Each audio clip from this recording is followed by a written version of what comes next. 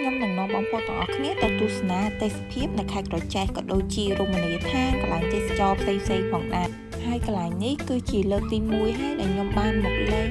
រមណីយដ្ឋានឆ្នេរខ្សាច់វត្តសសរ100តែកាលពីមុនខ្ញុំក៏ធ្លាប់មកដែរគ្រាន់ថាកាលមុនអត់ទាន់មានឆ្នេរខ្សាច់បែប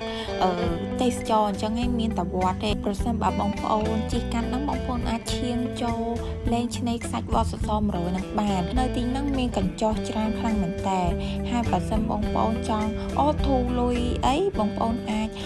ធ្វើម្ហូបពីផ្ទះហើយយកមកញ៉ាំនៅកន្លែងហ្នឹងក៏បានដែរគ្រាន់តែបងប្អូនជួលចុះ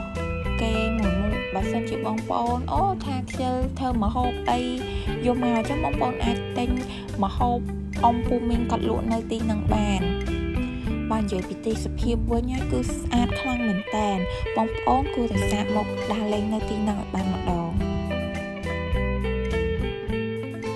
ខ្ញុំក៏ចាប់ផ្ដើមចេញទៅរៀបចេញទៅផ្ទះវិញប៉ុន្តែមុននឹងចេញគឺឈៀងចូលលេងនៅក្នុងវត្ត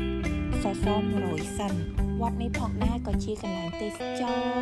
និងជាប្រវត្តិសាស្ត្ររបស់ប្រទេសកម្ពុជាដែរដែលបងប្អូនធ្លាប់បានលើកហើយអំពីរឿងក្រពើនេនធនហើយនេះគឺជាចេតនារបស់នាងក្រពំឈូកដែលត្រូវបានក្រពើនេនធននឹងលេង